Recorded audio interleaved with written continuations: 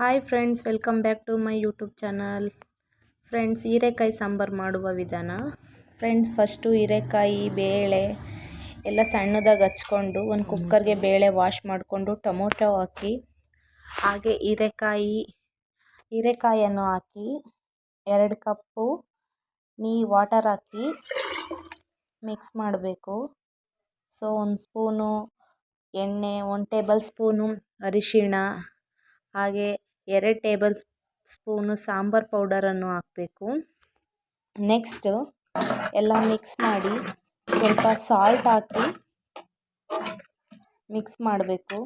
So 2 whistle ಬರೋ ಗಂಟ weight ಮಾಡಬೇಕು. ಸೊ 2 ವಿಸಲ್ ಬಂದಮೇಲೆ ಅದನ್ನು ಕೆಳಗಡೆ ಇಳಿಸ್ಬೇಕು.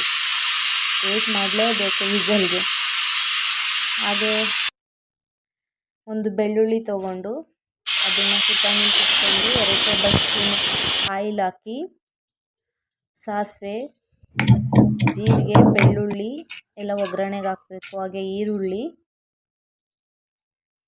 ಫ್ರೈ ಮಾಡಬೇಕು. ಡೀಪ್ ಫ್ರೈ ಮಾಡಿ ಅದನ್ನು ನೀಟಾಗಿ ಫ್ರೈ ಮಾಡಬೇಕು. ಚೆನ್ನಾಗಿ ತುಂಬ ಬೇಯೋದೇನು ಬೇಡ, ಸ್ವಲ್ಪ ಮೆತ್ತಗೆ ಬೆಂದರೆ ಸಾಕು. ಸೊ ಸಾಂಬಾರು ಬೆಂದಿರೋದನ್ನ ಒಗ್ಗರಣೆಗೆ ಮಿಕ್ಸ್ ಮಾಡಬೇಕು.